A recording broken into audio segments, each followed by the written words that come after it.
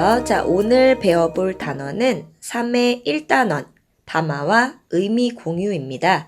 자, 요번 단어는 사실 크게 어려운 단원이 아니기 때문에 가볍게 내용을 확인하면서 넘어가 보도록 할게요. 자, 일단 학습 목표를 보니까 담화의 개념과 특성을 이해할 수 있다라고 했고, 두 번째로는 듣기 말하기는 의미 공유의 과정임을 이해하고, 자, 그러니까 내가 말하고 상대방이 듣고 상대방이 말하고 내가 들음으로써 서로 같이 의미를 나누고 서로 같은 의미를 알고 이해하는 거. 이게 듣기 말하기라는 거. 그러면 우리가 듣고 말하기를 제대로 하기 위해서는 담화에 대해서 잘 이해하는 것이 필요합니다. 자, 그럼 일단 담화란 뭔지 정리를 먼저 해볼게요. 담화. 담화라고 하는 것을 하기 전에 일단 제일 먼저 자, 우리가 어떤 생각이나 감정을 표현할 때, 자, 우리 생각이나 감정을 표현할 때, 감정을 자, 문장 단위로 실현했다. 자, 우리 얘를 뭐라고 부르냐면 얘를 발화라고 부릅니다. 자, 발화 안에는 생각이나 감정과 같이 전달하려는 의미가 없으면 이걸 발화라고 말하지를 않아. 예를 들면 내가 의미 없는 소리를 내거나 혹은 어디 써 있는 글자를 아무 생각 없이 읽었다거나 했을 때 이것은 발화라고 볼 수가 없어요. 자, 이렇게 생각이나 감정을 문장 단위로 실현한 걸 발화라고 하는데, 자, 그러면 이러한 발화들이 모여서 이루어진 언어의 단위 혹은 의미의 단위. 자, 이걸 뭐라고 부르냐면 얘를 담화라고 부릅니다. 자, 그러니까 우리가 배우는 담화는 어떠한 생각을 담은 문장과 문장들이 모여서 어떤 일정한 의미를 이루고 있는 언어의 단위, 의미의 단위. 자, 얘를 담화다라고 부를 거예요. 자, 그러면 담화가 어떤 것들로 이루어져 있는지 한번 그 구성 요소를 한번 확인해 보러 가봅시다. 자, 먼저 이 학생이 자, 대화 상황을 파악하며 상대방이 한 말의 의미를 이해해 본 적이 있나요? 같은 말이라도 사회문화적 배경에 따라 그 의미가 다르게 파악될 수 있다는 것을 알고 있나요? 바로 요거가 맥락이거든. 바로 대화의 상황이라든지 혹은 사회문화적 배경이라든지 이런 것들을 맥락이라고 부릅니다. 자, 이러한 맥락을 고려해서 대화를 나누며 의미를 공유해 본 적 있나요? 라고 했는데 우리는 대화할 때 우리가 뭐라고 해야죠? 우리가 의식하고 있든 의식하고 있지 않든 우리는 항상 맥락을 고려해서 소통을 합니다. 사실 맥락을 고려하지 않고 이야기를 듣게 된다면 우리는 제대로 다른 사람의 말을 이해하지 못하는 경우가 많게 될 거예요. 자, 그럼 어떤 게 과연 맥락이고 맥락을 고려해서 소통한다는 건 무슨 말이냐? 한번 내용으로 가봅시다. 생각여기 가시면 다음 게시물에 대한 자신의 생각을 댓글로 써보자. 자, 가수들이 특별 공연을 왔네. 어디에서? 현충일에. 지금 추념 이렇게 써있죠. 자, 모두 함께 즐겨 신나게 했는데 지금 이걸 보고 있는 사람들 표정이 어떠니? 자, 이 사람들의 표정 보세요. 기뻐하지 않고 있죠. 자, 얘네들만 신났네. 자, 그러면 지금 또 뭐래? 현충일 추모. 현충일에 추모하는 날인데 이런 공연을 해서 논란이 일었다. 자, 우리는 왜 논란인지 알 수 있지. 왜? 자, 지금 얘네들이 하는 이런 신나는 공연은 어디서 해야 돼? 뭐 축제라든지 혹은 뭐 파티라든지 즐거운 장소에서 해야 되겠죠? 자, 이곳은 어떤 곳이야? 경건한 마음으로 자, 충국 선열을 위해 묵념을 하기도 하고 자, 이런 마음, 고마운 마음을 가져야 되고 그들을 기리는 그런 장소이자 시기란 말이야. 자, 그럼 얘네들이 잘못한 건 뭐니?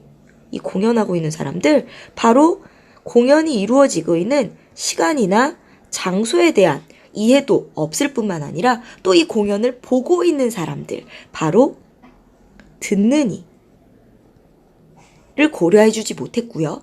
또 현충일이라는 곳이 현충일이라는 날짜와 그리고 지금 이 공연이 벌어지고 있는 곳은 아무래도 옛날에 국립묘지라 불렸던 현충원일 텐데, 자, 이곳에서 과연 이런 노래를 부를 만한 것인가? 바로 그리고 현충일이라는 날짜가 우리나라에서 어떤 의미를 갖는 것인가? 바로 우리나라의 어떤 역사적인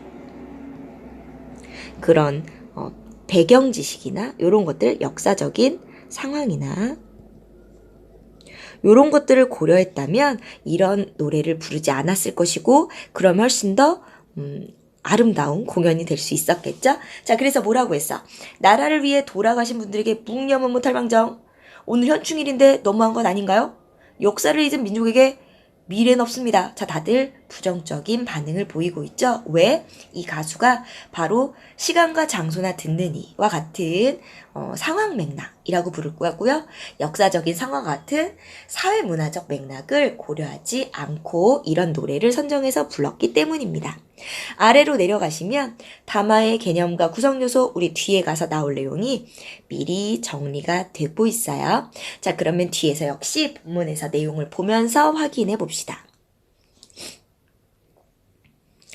자, 우리 첫 번째 거 보시면 담화의 개념과 구성 요소를 이해하고 담화의 특성을 파악하여 실제 국어 생활에서 담화를 이해하고 생산하며 의미를 공유해보자 라고 했는데, 우리 첫 번째 문장은 뭐가 나왔니? 오늘은 어떠세요? 자, 이 오늘은 어떠세요 라는 말이 언제 어디서 누가 누구에게 하는 말이냐에 따라서 의미가 달라질 수 있다는 사실을 확인해 볼 거예요. 자, 일단 장면을 보여줄 건데, 이 장면, 우리 장면이라는 게 뭐냐? 왼쪽에 플러스 자료실에서 장면이라는 것이 설명이 나오고 있어요. 담화 장면, 담화가 이루어지기 위해서는 기본적으로 화자와 청자가 있어야 하고 담화에 장면이 필요하다. 장면이란 동일한 시간과 공간 속에서 화자와 청자가 마주보며 의사소통하는 상황을 뜻한다.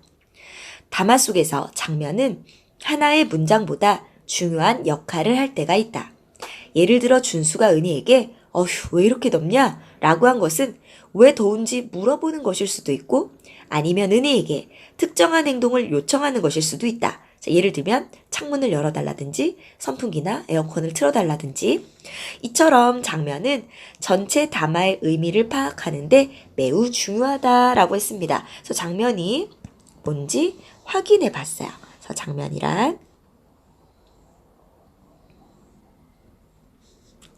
또 라고 했죠? 자, 그러면 장면 한번 볼까? 자, 우리 첫 번째 거. 뒤에 예방 포스터가 붙어 있고요. 자, 이 여자분은 아무래도 의사 선생님이네. 누가 봐도 의사 선생님이네. 그지? 자, 맞은편에 있는 사람. 자, 의사 선생님. 자, 말하는 이가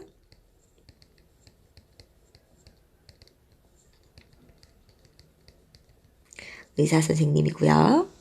자, 듣는 이는 환자예요. 어디서 이루어지고 있죠? 바로 장소가 병원이죠. 자, 그럼 언제겠니? 진료받는 때. 자, 그럼 오늘 어떠세요? 바로 환자의 상태를 묻고 있습니다. 자, 두 번째 거 가시면, 자, 지금 말하는 이 누구예요? 똑같은 말인데 말하는 이 식당의 주인 혹은 점원, 아마 주인일 거야. 자, 지금 듣는 이는 누구야? 듣는 이 바로 식당의 손님. 국물 맛이 담백하네요 라고 얘기했죠. 자, 아래 가시면 오늘은 어떠세요? 라는 말을 바탕으로 자연스러운 대화가 이루어지도록 장면을 구성해주면 되겠습니다. 자, 그래서 아래 가시면 담화의 개념, 발화가 모여 이루어진 통일체. 자, 우리 발화는 뭐라고? 생각이 문장으로 표현된 게 발화라고 했고, 자, 여기 아래 가시면 친구들과 이야기를 나누거나 사람들 앞에서 연설을 하거나 편지를 썼고, 자, 이건 뭐니? 글로 소통할 때. 자, 답장을 받았고 글로 소통하고 있죠? 자, 그래서 우리 담화를 이루고 있는 요소에는 말하는 이와 듣는 이, 혹은 글쓰는 이와 읽는 이, 그리고 전하려는 내용과 시간과 장소, 혹은 사회문화 역사적인 상황과 같은 것들이 내용에 영향을 미치는 구성 요소다라고 볼 수 있어요. 자, 그래서 아래 가시면 다음 페이지에 자, 대화를 예와 같이 설명해 보자. 우리 첫 번째 장면에서 대화를 나누는 화자와 청자는 의사와 환자고요. 자, 어떤 내용? 의사가 환자의 몸 상태를 묻고 환자는 어제보다 좋아졌다고 대답했어요. 자, 바로 어떤 맥락? 병원에서 의사가 환자를 진료하는 상황이다. 자, 그럼 내가 만든 건, 자, 식당 주인과 손님. 식당 주인이 음식의 맛이 어떤지를 물었고, 손님은 국물 맛이 담백하다고 대답했습니다. 자, 바로 어떤 맥락? 식당에서 손님이 음식을 사 먹고 있는 상황입니다. 자, 그러면 담화란 발화가 모여 이루어진 통일체로 하나의 완전한 담화가 이루어지기 위해서는 화자나 글쓰니 필자, 듣느니 청자나 읽느니 독자, 내용과 맥락이 있어야 한다라고 했어요. 자, 그래서 담화의 구성 요소까지 확인해 봤습니다. 자, 우리 옆에다가 정리해 보면 일단 담화라고 하는 것은 말하느니 하지 말고 여기 책에 나와 있는 대로 할게요. 그러면 화자와 청자가 있고 내가 만약에 내가 글을 쓴다, 필자, 읽는다, 독자. 자, 그러면 내가 전하는 내용이 있고, 자, 이러한 상황. 자, 이걸 장면이라고 불렀지? 자, 이 장면에 영향을 주는 맥락이라는 게 있습니다. 바로 맥락에서 이루어지고 있고요. 맥락은 우리 여기서는 시간과 장소, 언제, 어디서 이루어지고 있느냐라고 나왔는데 우리 일단은 맥락은 가장 대표적인 게 상황 맥락. 우리 상황 맥락은 상황 맥락. 자, 우리 이 담화의 의미에 가장 직접적인 영향을 미치는 것을 상황 맥락이라고 해. 그러니까 언제 어디서 누가 누구랑 대화를 나누고 있는지 이걸 상황 맥락이라고 합니다. 그래서 언제 어디서 시간, 장소, 그리고 화자와 필자. 자, 근데 필자랜다. 화자와 청자. 자, 중요한 건 이 화자와 청자에서 화자와 청자의 관계, 그리고 화자의 의도, 그리고 청자의 처지, 자, 이런 것들에 따라서 달라집니다. 그러니까 예를 들면 화자가 어떤 의도로 말을 했느냐에 따라서도 달라지고요. 얘네들의 관계, 또는 화자의 의도, 또는 청자의 처지. 안 써지네? 너무 뒤네요?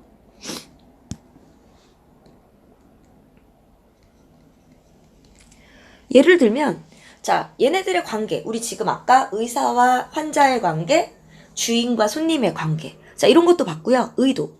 말하는 이가 어떤 의도로 말을 하고 있느냐에 따라서 달라질 수 있고, 청자의 처지. 이 청자의 처지는 뭐가 달라지냐면, 청자가,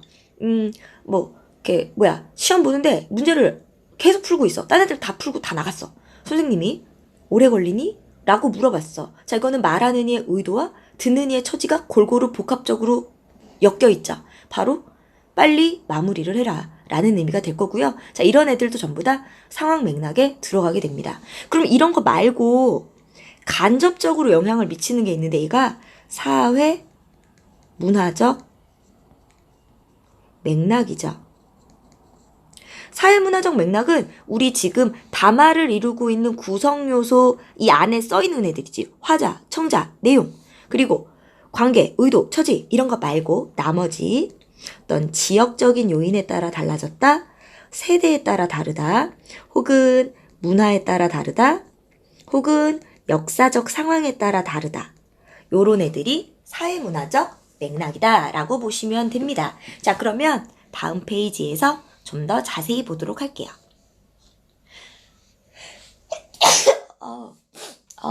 요즘에 날씨가 잠깐 추웠다 더웠다 하면서 감기가 조금 걸린 것 같아. 자, 그러면 자, 우리 담화의 상황 맥락부터 하나하나 봅시다. 우리 아까 방금 봤던 내용 여기 다시 정리되어 있어요. 자, 상황 맥락이란 담화가 이루어진 굳혀진 상황과 관련된 맥락으로 화자와 청자, 시간과 공간, 의도와 목적 등을 포함하는 것을 상황 맥락이라고 부릅니다. 자, 그러면 볼까요? 가를 보시면 누가 교리 찾겠어? 제가 공놀이 하다가 그만. 잘했다 잘했어. 자, 잘했다 잘했어. 자, 칭찬이니 아니니? 자, 지금 어떤 상황이야?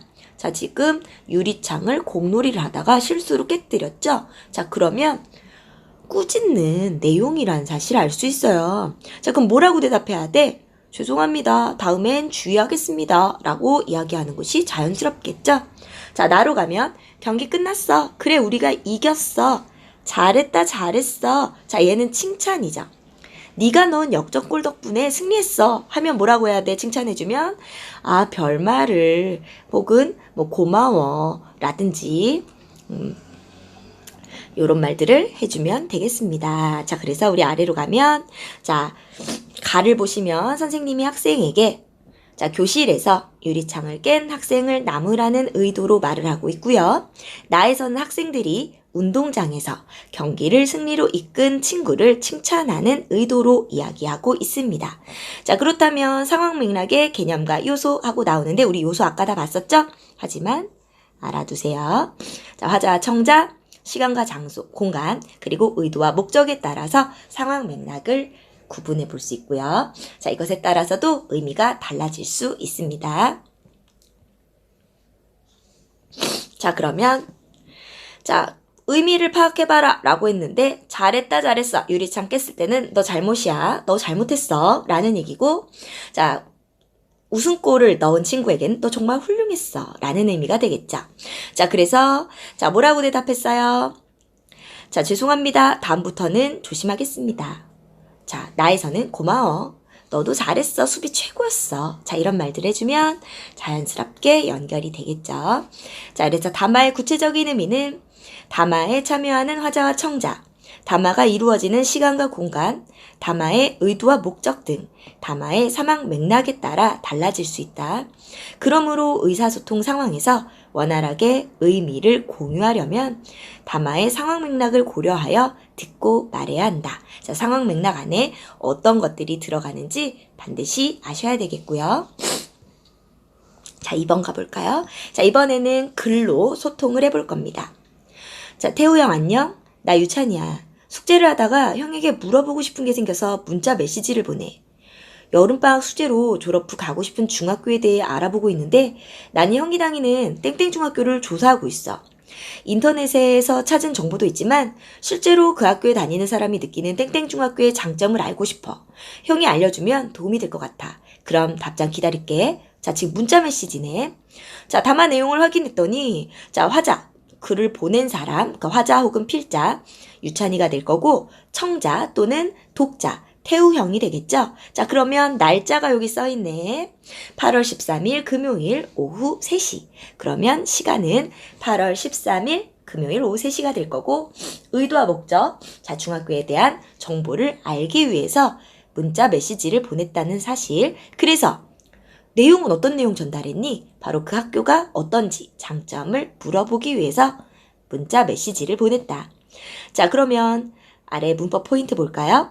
자, 상황 맥락을 고려한 의사소통. 담화 상황에서 드러나는 상황 맥락을 정확하게 파악해야 합니다. 자, 화자와 청자는 문자 메시지를 주고받은 사람, 시간과 장소, 언제, 어디서 보냈냐, 의도와 목적, 자, 왜 이런 문자 메시지를 보냈는가?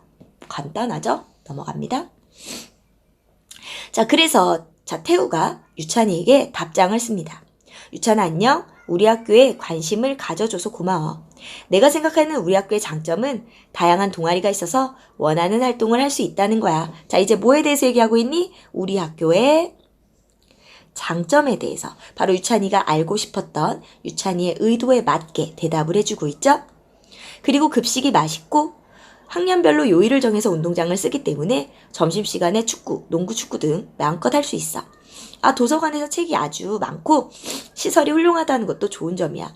더 궁금한 점 있으면 또 연락하도록 해. 자, 그래서 답장을 쓰고 바꿔보라고 했습니다. 자, 그 아래로 내려가면 듣기와 말하기는 화자와 청자가 소통하며 의미를 공유하는 상호작용 활용이다. 자, 우리 이거 여태까지 많이 봤죠?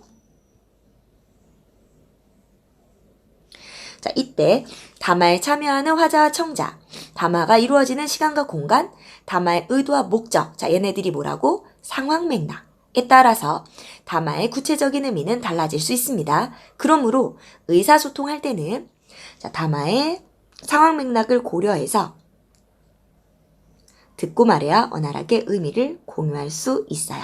자, 그럼 다음으로 갈까요? 이번엔 사회문화적 맥락에 대해서 알아봅시다. 자, 그럼 왼쪽에 사회문화적 맥락 먼저 정리되어 있죠? 사회문화적 맥락이란 담화가 이루어지는 사회문화적 배경과 관련된 맥락으로 역사적, 사회적 상황, 공동체의 가치, 신념, 사고방식, 언어, 습관 등을 포함해. 자, 그러면 여기에 어떤 사회문화적 맥락이 담겨있나 봅시다. 자, 지금 손님이요? 외국인입니다. 깜짝 놀라고 있고요. 자, 지금 집주인은 요 사람이네. 웃으면서 접대를 하고 있어요. 어때? 상에 엄청난 음식들이 차려져 있죠? 주인, 초대에 응해주셔서 감사합니다. 차린 것 없지만 많이 드세요. 부족한 것이 있으면 언제든지 말씀하세요. 차린 것 없다고요? 먹을 것이 이렇게 많은데? 라고 외국인은 깜짝 놀랍니다. 왜요? 바로 이것은 우리나라의 말 문화, 우리가 추구하는 가치, 그리고 우리의 사고방식, 그리고 우리의 언어 습관, 이런 것들이 다 반영되어 있다고 보면 됩니다. 우리는 전통적으로 우리를 내세우거나 자랑하지 않는 문화를 가지고 있어요. 그래서 나를 겸손하게 표현하는 걸 미덕으로 여깁니다. 이런 걸 겸양의 미덕이라고 말하는데, 겸양은 두 가지야. 겸은 겸손하게 표현한다. 양은 덥석 받아들이는 게 아니라 약간 몇 번 정도는 사양을 한다. 이게 예의야. 예를 들면 우리 되게 이렇게 많이 차려놓고도 뭐라 그래? 차린 것 없어요. 라고 겸손하게 표현하고요. 선물을 줄 때도 별거 아닙니다. 라고 주게 되죠. 왜? 받는 사람이 부담스러울까봐 받는 이를 배려하는 말문화라고도 이야기합니다. 우리 원래 전통적으로 낮춰 말하는 것을 기본으로 여겨. 그래서 임금이 자기 자신을 과인이라고 부르는데, 과인이라고 얘기하는 거 많이 들어봤죠? 자, 과인은 덕이 부족한 사람이란 뜻으로 왕도 왕 스스로를 낮춰서 얘기하고, 또 뭐라고 하죠? 재주가 아주 뛰어난 사람도 보통 재주 부족한 사람 이렇게 얘기 안 해. 뛰어난 애들이 천학비재다. 학문이 얕고 재주가 없다 라는 말을 쓰거든. 천학비재를, 저 같은 천학비재를 이란 말. 자, 이런 것들이 겸손한 표현이야. 자, 이런 게 우리의 말문화야. 저 외국인들은 이해하지 못합니다. 왜?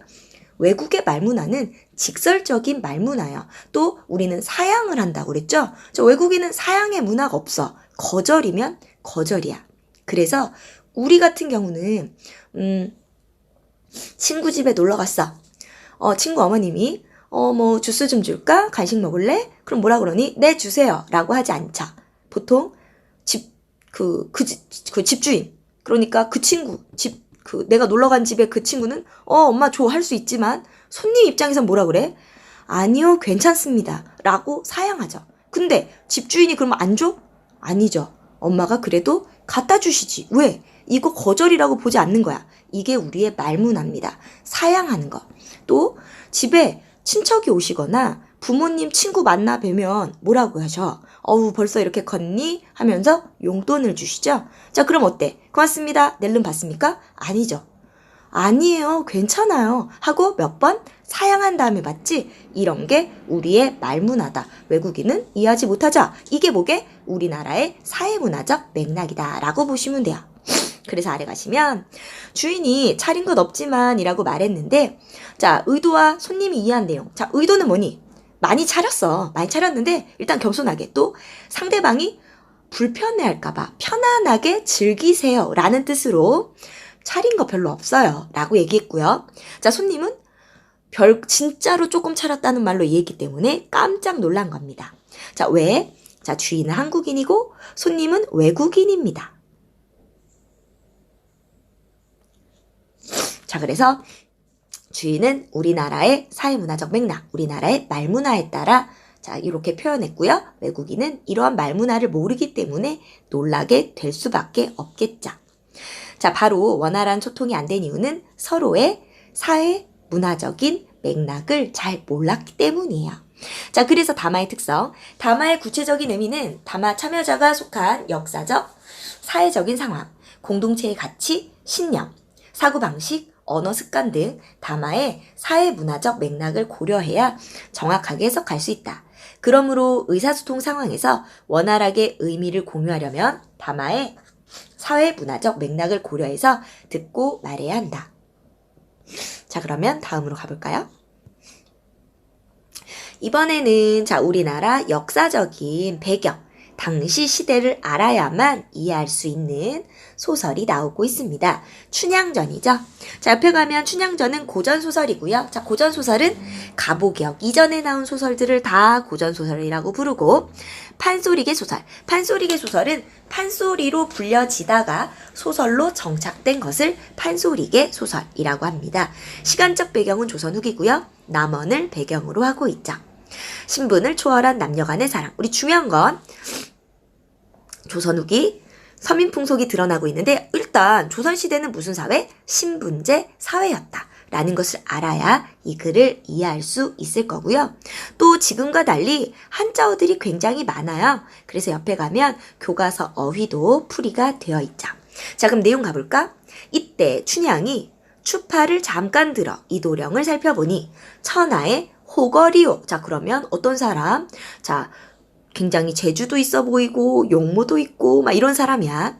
세상에 기이한 남자라. 이마가 높았으니 젊은 나이에 공명을 얻을 것이요.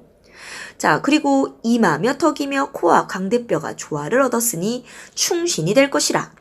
흠모하여 눈썹을 숙이고 무릎을 모아 단정히 앉을 뿐이로다. 자, 춘향이도 이도령을 봤더니 어때? 생김이 마음에 들었죠? 이도령 하는 말이 옛 성현도 같은 성끼리는 혼이 나지 않는다 했으니, 그 동성끼리, 동성 뭐냐면 이렇게 뭐니? 성씨 알지? 성씨를 물어보는 거야. 내 성은 무엇이며 나이는 몇 살이뇨? 그러니까 이도령은 이씨고 춘향한테 너 이씨면 우리 결혼 못하니까 너 무슨 성이니? 라고 물어봤죠. 성은 성가 없고, 자, 춘향 이름 성춘향 알지? 나이는 16세로 소이다. 이도령 거동보소. 어허, 그 말 반갑도다. 그럼 나랑 성도 다르고 나이도 좋아. 네 연세 들어보니 나와 동갑인 이팔이라. 성씨를 들어보니 하늘이 정한 인연일시 분명하다. 혼인하여 좋은 연보 만들어 평생 같이 즐겨보자. 너희 부모 모두 살아 계시냐? 자, 뭐래? 결혼하재. 편모 슬하로 소이다. 편모 엄마 하나. 슬하가 뭐냐면 무릎 슬개고 할 때 아래, 무릎 아래. 그러니까 그 보살핌 아래. 엄마, 하나뿐인 엄마 밑에 있습니다. 형제는 몇이나 되느냐? 올해 60세를 맞은 나의 모친이 무남 동녀라. 나 하나요. 저 하나입니다. 자, 지금 보시면 이도령은 계시느냐, 있느냐 하고 반말, 해라체를 쓰고 있고요. 자, 지금 춘향은 존댓말을 쓰고 있습니다. 왜요? 당시 신분제 사회라서. 요걸 알아야 이해가 되겠지? 너도 귀한 딸이로다. 하늘이 정하신 연분으로 우리 둘이 만났으니 변치 않는 즐거움을 이뤄보자. 춘향이 거동보소, 고운 눈썹 찡그리며 붉은 입술 반쯤 열고 가는 목소리 겨우 열어 고운 음성으로 여쭈우되. 자, 여쭙다. 윗사람한테 말하는 걸 여쭌다고 하죠. 자, 이도령이 지체가 높으니까 여쭙니다. 충신은 두 임금을 섬기지 않고 연려는 지아비를 바꾸지 않는다고 옛글에 일렀으니. 자, 그게 무슨 말이야? 충성스러운 신하는 임금 하나만 섬길 거고요. 연려는 남편이 하나야. 자, 섬기는 남자 한 명만 있어야 돼. 그런데 도련님은 귀공자요, 소녀는 전한 계집이라. 자, 신분이 다릅니다. 자, 한번 정을 맡긴 연후에 제가 도련님께 정을 맡긴 다음에는 나는 지아비를 바꾸면 안 되니까. 그리고 나서 너가 나 버리고 가버리면 일편단심. 내 마음은 하나인데. 또 이내 마음 북수공방. 자, 빈방에 혼자서 홀로 누워 운운하는 이내 신세. 내 아니면 누구일꼬. 나 혼자 그 외롭고 쓸쓸하게 보내란 말씀이요. 그런 분부 마옵소서. 자, 너는 지체가 높은데 지금 잠깐 마음에 나랑 결혼하자고 해놓고 나 버리고 가면 그만 아니니? 그런데 나는 지아비를 한 명밖에 못 사겠는데 그러면 난 어떡해? 라는 얘기를 하고 있습니다.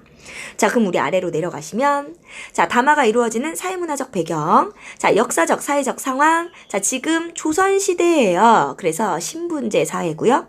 공동체의 가치와 신념 뭐 이런 것들 나오고 있고, 사고방식. 자, 지금 여기서 사고방식 뭐 나오고 있니? 여자 이부종사를 못한다. 남자를 한 명만 따라야 된다. 라는 얘기가 나오고 있고요. 자, 그 다음에 언어 습관. 자, 줄임말을 사용하지 않습니다. 우리 옛날에는. 자, 그리고 돌려 말하기. 자, 우리 여기 보시면 언어 습관은 어떤 거 나오고 있니? 자, 좀 한자어나 이런 것들을 많이 사용하고요. 옛글에 있는 말들을 많이 인용하는 말하기를 사용하고 있죠. 자, 아래 가시면 사회문화적 맥락에 따른 담화의 특성. 담화의 구체적인 의미는 담화 참여자의 역사적, 사회적 상황, 공동체의 가치, 신념, 사고방식, 언어 습관 등에 따라 달라질 수 있습니다.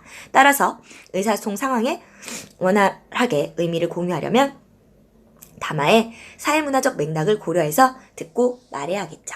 자, 그럼 다음 장. 자, 특징을 볼까요? 둘이 동갑인데 이도령은 반말하고 춘향은 존댓말 쓴다고 했어. 왜? 신분제 사회라서. 그래서 조선시대에는 신분에 따른 차별이 있었고 이도령은 아까 밑줄 쳤어요. 귀한 신분, 춘향은 천한 신분. 그러니까 존댓법이 달랐겠죠. 또 남녀가 평등하지도 않았기 때문에 성별에 따른 차이도 물론 있을 겁니다.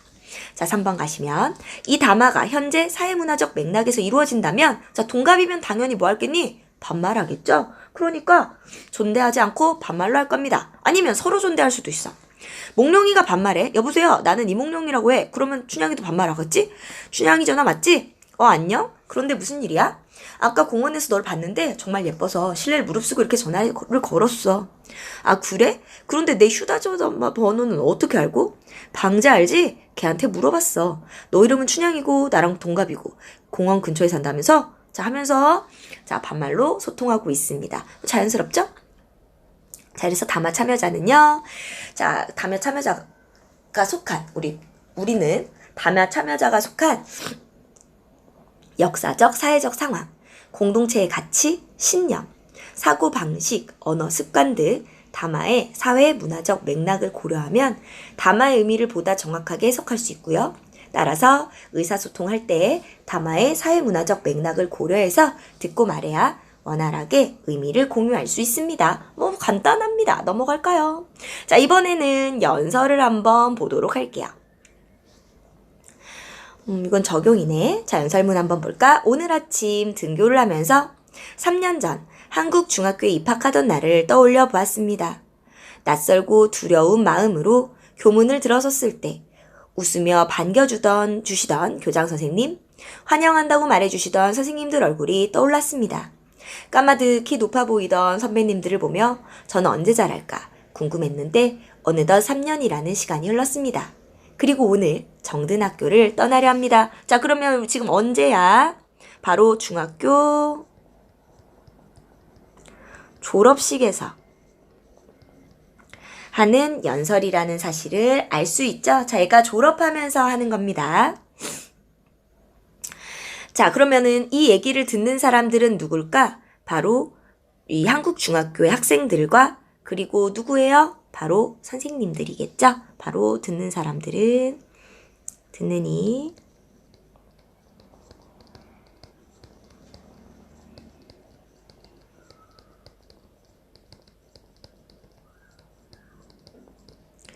선생님들, 교장 선생님, 그리고 교회 선생님, 그리고 이 졸업식에 온 학부모들 다 들을 겁니다. 여기 제 손에 종이 한 장이 있습니다. 입학식 날 우리 학교 전통에 따라 자신의 꿈을 적어 땅속에 묻어두었던 종입니다. 부끄럽게도 제 종이에는 아무것도 적혀있지 않습니다. 그때만 해도 저에게는 꿈이 없었기 때문입니다. 그런데 여기 다른 종이가 있습니다. 어제 우리 모두가 교실에서 적었던 바로 그 종입니다. 나의 꿈은 무엇인가? 이제 제 종이에는 수없이 많은 꿈이 적혀 있습니다. 저뿐만 아니라 우리 모두 그럴 것입니다. 한국 중학교에 다니는 3년 동안 우리는 꿈을 꾸는 사람으로 성장했기 때문입니다. 오늘날 우리가 살아가는 사회는 꿈이 사라진 사회라고들 합니다. 성공을 중요하게 여기는 사회 분위기 속에 치열하게 경쟁하느라 꿈을 꿀 여유가 없다고 합니다. 자, 우리 얘는 사회 문화적 맥락이죠. 하지만 우리는 한국 중학교를 다니며 꿈을 꾸는 사람이 되었습니다. 다양한 활동과 수업을 하며 스스로의 가능성을 발견하고 그 가능성을 펼치고자 하는 의지와 열정을 갖게 되었습니다. 꿈을 위해 살아가는 사람에게 더 큰 미래가 있다고 교장 선생님과 여러 선생님께서 가르쳐 주셨습니다. 이제 우리는 한국 중학교를 졸업하지만 마음속 깊이 그 가르침을 간직하고 떠납니다. 더 큰 세계로 나아가며 여러 어려움에 부딪히더라도 한국 중학교에서 배운 대로 꿈을 꾸며 성장하기를 멈추지 않겠습니다. 우리 학교의 소중한 전통과 가르침을 잊지 않겠다고 다짐합니다. 감사합니다. 자, 그럼 아래로 내려가면요. 자, 바로 연설이 이루어진 맥락. 우리 일단 사회문화적 맥락은 우리 아까 밑줄한 거. 꿈이 사라진 사회다. 자, 성공을 중요하게 여기는 사회다. 치열하게 경쟁하느라 꿈을 꿀 여유가 없다. 자, 그러면 상황 맥락은요. 바로 누가 졸업생 대표가 누구에게 선생님과 이 중학교의 졸업생들에게 그리고 또 이 졸업식을 보러 온 학부모들에게 이야기를 하고 있습니다. 시간과 공간은 자, 졸업식 날 졸업식장에서 바로 졸업을 축하하고 감사하기 위한 의도와 목적을 가지고 말하고 있죠. 자, 그러면 이 연설에서 전하려는 건 뭐다? 바로 졸업을 하고 더 큰 세계로 나아가며 여러 어려움에 부딪히더라도 한국 중학교에서 배운 대로 꿈을 꾸며 성장하기를 멈추지 말자는 이야기를 했습니다. 뭐 그거 말고도 이제 연설을 한번 해보자 라는 내용이 나오고 있네요. 자, 그래서 자, 문법 포인트 보시면 맥락을 고려한 연설 듣기, 사회문화적 맥락과 상황 맥락을 정리할 줄 아시면 되겠고요. 자, 일단 우리는 담화의 특성을 이해하고, 자, 담화라는 건 서로 말하는 이와 듣는 이가 의미를 공유하는 과정이다. 그러기 위해서는 맥락을 고려해서 말하고 들어야 원활하게 소통할 수 있다라는 것을 확인해 봤습니다. 자, 그러면 우리 여기까지가 끝이죠. 자, 우리 뒤에 생각 다지기 정리 먼저 해보시고 뒤로 가면 핵심 노트 가로 넣으시고 문제를 풀고 모르는 게 있으면 질문해 주시면 되겠습니다. 자, 그러면 오늘도 수고하셨고요. 자, 그러면 정리 열심히 꼭 하시길 바래요. 수고하셨어요.